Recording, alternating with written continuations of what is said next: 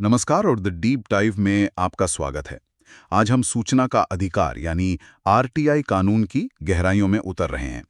हमारे पास जो स्रोत हैं वो अधिवक्ता अमन वाजपेयी के साथ हुई एक चर्चा पर आधारित हैं। तो चलिए एक कहानी से शुरू करते हैं। सोचिए किसी के मोहल्ले की सड़क टूटी पड़ी है, महीनों से कोई सुनवाई नहीं हो रही है। अब वो जानना चाहते हैं कि भाई इस सड़क का टेंडर कब पास हुआ, कितना बजट था और ये काम अब तक शुरू क्यों नहीं हुआ। आरटीआई की कहानी मतलब यहीं से शुरू होती है। बिल्कुल। लेकिन ये सफर उतना सीधा भी नहीं है। तो आज हम इसी सफर के हर मोड़ को समझने की कोशिश करेंगे। अर्जी देने से लेकर जवाब ना मिलने पर क्या करना है, और ये भी कि वो कौन सी जानकारी है जो मांगी ही नहीं जा सकती। लेकिन इस सब पर आने से पहले मेरे दिमाग में एक सवाल घूम रहा है जो इन स्रोतों को पढ़ते हुए बार बार आया। क्या हमारे देश में सच में कोई ऐसा कानून हो सकता है जिसमें अगर कोई सरकारी अफसर समय पे काम ना करे तो जुर्माना उसकी अपनी जेब से काटा जाए, मतलब उसकी तनख्वाह से? ये सुनने में सच कहूं तो किसी सपने जैसा लगता है। क्या ये सच है? ये न सिर्फ सच है, बल्कि यही वो नींव है जिस पर आरटीआई कानून की पूरी ताकत टिकी हुई है। इसे कहते हैं व्यक्तिगत जवाबदेही। व्यक्तिगत जवाबदेही, हाँ। देखिए, ज्यादातर कानूनों में जुर्माना विभाग पर लगता हाँ। है ना, जो सरकारी खजाने से भर दिया जाता है। हाँ। मतलब एक तरह से जनता के पैसे से ही। बिल्कुल। लेकिन आरटीआई कहता है नहीं, अगर जानकारी देने के लिए जिम्मेदार अधिकारी ने लापरवाही की तो जुर्माना उसकी अपनी तनख्वाह से कटेगा। ये सोच में ही एक बहुत बड़ा एक फंडामेंटल बदलाव है। वाह।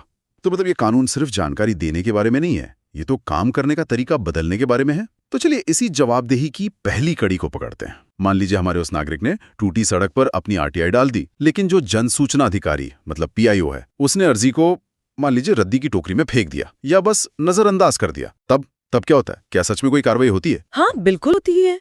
और यहीं पर यह कानून सिर्फ एक कागजी शेर नहीं रह जाता। हमारे स्रोतों के मुताबिक अगर कोई अधिकारी जानबूझकर जानकारी देने में देरी करता है तो सूचना आयोग उस पर 250 रुपये रोज का जुर्माना लगा सकता है। हर दिन का? हाँ, हर दिन का, जब तक जानकारी ना मिल जाए। और ये जुर्माना, जैसा हमने कहा, उसकी अपनी तनख्वाह से कटता है। 250 रुपए हर दिन? ये तो काफी ज्यादा हो सकता है अगर महीनों तक जवाब ना मिले तो। बिल्कुल।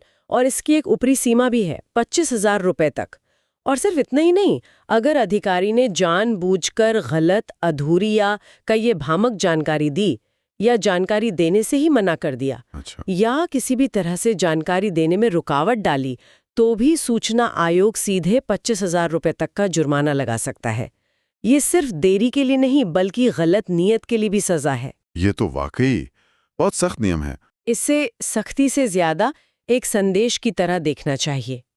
कानून बनाने वालों का मकसद सरकारी खजाना भरना नहीं था, मकसद था सरकारी दफ्तरों के अंदर की कल्चर को, संस्कृति को बदलना। ये जुर्माना उस अधिकारी को एक सीधा संदेश देता है कि नागरिक का सवाल कोई एहसान नहीं है जिसे आप चाहें तो पूरा करें या न करें। ये एक कानूनी कर्तव्य है और उसे न निभाने के व्यक्तिगत मतलब पर्सनल फाइनेंशियल कॉन्सिक्वेंसेस होंगे। इससे सिस्टम में एक डर और सम्मान दोनों पैदा होते हैं। ठीक है। तो ये जुर्माना इस कानून को असली ताकत देता है, उसे दांत देता है। लेकिन ताकत का इस्तेमाल करने के लिए हमारे उस नागरिक को पहले सही दरवाजा तो खटखटाना होगा। अब देखिए, सड़क बनवाने का काम नगर निगम का है या पीडब्ल्यूडी का है या किसी और विकास प्राधिकरण का। सरकार में इतने विभाग हैं, किसी आम इंसान को कैसे पता चलेगा कि उसकी अर्जी कहाँ जाएगी? क्या इसमें भी कानून कोई मदद करता है? ये प्रैक्टिकल समस्या है और कानून बनाने वाले इस बात को समझते थे। इसीलिए उन्होंने कानून में एक बहुत ही शानदार व्यवस्था डाली है जिसका जिक्र हमारे स्रोतों में है, धारा 6(3). ये धारा कहती है कि अगर आपने अपनी अर्जी गलत विभाग में भेज दी है तो वो विभाग आपकी अर्जी को खारिज नहीं कर सकता। तो फिर वो क्या करेगा? उस विभाग की ये जिम्मेदारी है कि वो 5 दिनों के अंदर आपकी अर्जी को सही विभाग तक पहुंचाए। अपने आप? हाँ, और आपको चिट्ठी लिखकर या ईमेल से बताए कि आपकी अर्जी हमने उस वाले विभाग में भेज दी है। मतलब आपको दोबारा मेहनत करने की कोई जरूरत नहीं है। अरे वाह, ये तो कमाल की बात है। मतलब नागरिक को विभागों के चक्कर नहीं काटने पड़ेंगे। बिल्कुल। बल्कि फाइल खुद एक दफ्तर से दूसरे दफ्तर का चक्कर काटेगी। आपने बिल्कुल सही समझा। और अगर हम इसे बड़े नजरिए से देखें तो ये सिर्फ सुविधा की बात नहीं है, ये शासन के नजरिए में एक बुनियादी बदलाव है। पहले इस सिस्टम का रवैया था, ये हमारा काम नहीं है, सही जगह जाओ। अब कानून कहता है ये नागरिक का काम नहीं है कि वो हमारे उलझे हुए सरकारी नक्शे को समझे। ये हमारी अंदरूनी जिम्मेदारी है कि हम जवाब को उस तक पहुंचाएं। ये सरकार केंद्रित व्यवस्था से नागरिक केंद्रित व्यवस्था की तरफ एक बहुत बड़ा कदम है। ये नागरिक केंद्रित वाली बात बहुत दमदार है। अच्छा, एक और सवाल जो आम लोगों के मन में आता है वो है खर्च का। आरटीआई अर्जी डालने के लिए 10 रुपए की फीस लगती है। ये बहुत बड़ी रकम तो नहीं है, लेकिन देश में बहुत से लोगों के लिए ये भी मायने रखती है। क्या कानून में इसका भी कोई ध्यान रखा गया है? हाँ, रखा गया है। और यहीं पर ये कानून सही मायनों में समावेशी, मतलब सबको साथ लेकर चलने वाला बनता है। स्रोतों में धारा 7(5) का जिक्र है, जो साफ कहती है कि अगर आवेदक गरीबी रेखा से नीचे यानी बीपीएल कार्ड धारक है तो उसे कोई फीस नहीं देनी होगी। कोई भी फीस? कोई भी नहीं। न 10 रुपए की आवेदन फीस, नहीं बाद में दस्तावेजों की फोटोकॉपी का कोई पैसा। उनके लिए ये प्रक्रिया पूरी तरह से मुफ्त है। ये तो बहुत जरूरी है ताकि पैसा जानकारी पाने के अधिकार के आड़े ना आए। और सिर्फ यही नहीं, स्रोतों में एक और मजेदार नियम का जिक्र है, धारा 7(6). ये मेरा पसंदीदा नियम है। ये कहता है कि अगर विभाग आपको 30 दिन की तय समय सीमा के अंदर जवाब नहीं दे पाया, हाँ, तो उसके बाद वो आपको जो भी जानकारी देगा वो मुफ्त में देनी होगी, चाहे वो हजारों पन्नों की क्यों ना हो। क्या बात करें, मतलब देर उनकी और फायदा हमारा। ये तो एक तरह से सिस्टम पर ही जुर्माना है कि अगर तुम देर करोगे तो तुम्हें ही जेब से पैसे भरने पड़ेंगे, नागरिक से नहीं ले सकते। आपने बिल्कुल सही समझा। ये देरी के लिए सिस्टम की जवाबदेही तय करता है। ये दोनों नियम बीपीएल वालों के लिए मुफ्त जानकारी और देर होने पर सबके लिए मुफ्त जानकारी ये पक्का करते हैं कि ये अधिकार सिर्फ कागज पर न रहें, बल्कि जमीन पर हर किसी के लिए, चाहे उसकी आर्थिक हालत कैसी भी हो, हकीकत बने। ये तो बहुत ही दिलचस्प है। लेकिन अब कहानी में एक और मोड़ आता है। हमारे उस नागरिक ने सही विभाग में अर्जी डाल दी, 30 दिन बीत गए, 35 दिन बीत गए और कोई जवाब नहीं आया। अब क्या उसे मान लेना चाहिए कि अब कुछ नहीं होगा और घर बैठ जाना चाहिए? नहीं, बिल्कुल नहीं। आरटीआई का सफर यहाँ खत्म नहीं होता, बल्कि यहाँ से लड़ाई का अगला चरण शुरू होता है। कानून ने ऐसी स्थिति के लिए एक बहुत ही साफ और मजबूत अपील की प्रक्रिया बनाई है। स्रोतों के मुताबिक अगर कोई अधिकारी जवाब नहीं देता या आपको परेशान करता है, तो आप धारा 18 के तहत सीधे सूचना आयोग में उसकी शिकायत कर सकते हैं। शिकायत? जी, शिकायत, जहां से उस पर जुर्माना लगाने की कार्यवाही शुरू हो सकती है। अच्छा, शिकायत और अपील का क्या, दोनों में क्या फर्क है? बहुत अच्छा सवाल है। देखिए, शिकायत होती है अधिकारी के रवैये के खिलाफ, जिस पर उसे सजा मिल सकती है। और अपील होती है जानकारी पाने के लिए। कानून आपको दोनों रास्ते देता है। अच्छा। स्रोतों में धारा 19(1) का साफ जिक्र है।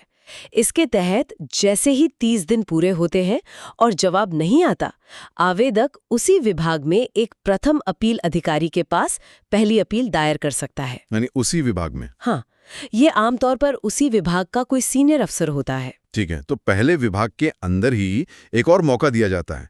लेकिन इसका फायदा क्या है? जब नीचे वाले ने जवाब नहीं दिया तो ऊपर वाला क्यों देगा? यहीं पर सिस्टम बहुत समझदारी से बनाया गया है। इसका फायदा ये है कि आप विभाग को अपनी गलती सुधारने का एक मौका दे रहे हैं। ये बात तो है। कई बार नीचे के लेवल पर अधिकारी या तो अनजान होता है या लापरवाह। जब मामला एक सीनियर अफसर तक पहुंचता है तो विभाग की साख बचाने के लिए भी वो तुरंत कार्रवाई करता है। ज्यादातर मामले इसी लेवल पर सुलझ जाते हैं। समझ गया। क्योंकि कोई भी विभाग नहीं चाहता कि उसकी शिकायत किसी बाहरी संस्था तक जाए। और अगर वहां भी सुनवाई ना हो तो मान लीजिए पहले अपील अधिकारी ने भी अर्जी को नजरअंदाज कर दिया, तब क्या सारे रास्ते बंद? नहीं, तब आप अपना सबसे बड़ा हथियार इस्तेमाल करते हैं। अगर पहली अपील का भी 30-45 दिनों में कोई नतीजा नहीं निकलता तो धारा 19(3) के तहत आप 90 दिनों के अंदर दूसरी अपील कर सकते हैं। दूसरी अपील? और ये दूसरी अपील होती है राज्य या केंद्रीय सूचना आयोग में, जो सरकार से एक स्वतंत्र और बहुत ताकतवर संस्था है। ये एक बाहरी रेफरी की तरह है जो मामले को निष्पक्ष होकर देखता है। अच्छा। सूचना आयोग के पास सिविल कोड जैसी शक्तियां होती हैं। वो किसी भी अधिकारी को समन कर सकता है, दस्तावेज मंगवा सकता है और जुर्माना भी लगा सकता है। तो ये एक तरह का 3 स्टेप प्रोसेस है। पहले पीआईओ, फिर फर्स्ट अपील अथॉरिटी और फिर आखिर में सूचना आयोग। ये तो एक मजबूत सुरक्षा कवच जैसा लगता है। बिल्कुल, ये एक चेक्स एंड बैलेंसेस का सिस्टम है। ये नागरिक को हताश नहीं होने देता। ये दिखाता है कि अगर एक दरवाजा बंद होता है तो आगे जाने का एक साफ और कानूनी रास्ता मौजूद है। ये सिस्टम के भीतर ही जवाबदेही तय करने का एक बेहतरीन ढांचा है। ये तो बहुत अच्छी तरह से समझ आ गया। अब तक की बातचीत से ये कानून बहुत ज्यादा ताकतवर लग रहा है। तो क्या इसकी कोई सीमा भी है? मतलब हमारा वो नागरिक जो टूटी सड़क के बारे में पूछ रहा है, क्या वो ये भी पूछ सकता है कि उस सड़क के पास जो मिलिट्री एरिया है वहाँ कितने हथियार रखें? क्या हम कुछ भी पूछ सकते हैं? नहीं, और ये एक बहुत जरूरी सवाल है। हर अधिकार की तरह सूचना के अधिकार की भी कुछ तर्कसंगत सीमाएं हैं। स्रोतों में धारा 8 का खास तौर से जिक्र किया जाता है, जो इसी बारे में है। धारा 8? हाँ, ये धारा उन विषयों की लिस्ट देती है जिन पर जानकारी नहीं दी जा सकती। जैसे कि क्या क्या आता है इसमें? सबसे अहम है ऐसी कोई भी जानकारी जिससे देश की एकता, अखंडता और सुरक्षा को खतरा हो। इसमें खुफिया एजेंसियों की जानकारी, रक्षा से जुड़ी संवेदनशील बातें या दूसरे देशों के साथ भारत के संबंधों से जुड़ी गोपनीय बातें शामिल हैं। इसके अलावा ऐसी जानकारी भी नहीं दी जाएगी जिससे किसी चल रही जांच पड़ताल में बाधा आए, या किसी की जान को खतरा हो, या जो किसी की निजी जानकारी हो और उसका सार्वजनिक हित से कोई लेना देना ना हो। तो ये एक तरह का संतुलन बनाने की कोशिश है। बिल्कुल, ये पारदर्शिता और राष्ट्रीय सुरक्षा के बीच एक बहुत ही नाजुक संतुलन है। इस कानून का मकसद सरकारी काम को जनता की नजरों के सामने लाना है, जवाबदेही तय करना है, ना कि देश की सुरक्षा या सामरिक हितों को दांव पर लगाना। धारा 8 इसी संतुलन को बनाने का काम करती है। ठीक है, तो आज की इस पूरी चर्चा को अगर हम अपने उस नागरिक की कहानी से जोड़कर देखें तो कुछ बातें एकदम साफ हो जाती हैं। पहली, आरटीआई सिर्फ जानकारी मांगने का एक फॉर्म नहीं है। यह अधिकारियों पर व्यक्तिगत जुर्माने का डर दिखाकर जवाबदेही तय करने का एक बहुत मजबूत हथियार है। बिल्कुल सही। दूसरी बात यह है कि ये कानून आम नागरिक की मुश्किलों को समझता है, इसीलिए इसमें गलत विभाग में अर्जी जाने पर उसे खुद सही जगह भेजने का नियम है। फीस न दे पाने वालों के लिए मुफ्त सुविधा है, और अगर सिस्टम देर करे तो जानकारी मुफ्त देने का भी नियम है। सही कहा, ये कानून बहुत प्रैक्टिकल है। और तीसरी और आखिरी बात, ये अधिकार जितना शक्तिशाली है उतना ही जिम्मेदार भी है। ये राष्ट्रीय सुरक्षा जैसी सीमाओं का पूरा सम्मान करता है, जिससे इसका दुरुपयोग ना हो सके। हमने आज कानून की धाराओं और प्रक्रियाओं के बारे में विस्तार से बात की, लेकिन एक बात सोचने वाली है जो इन धाराओं से भी आगे जाती है।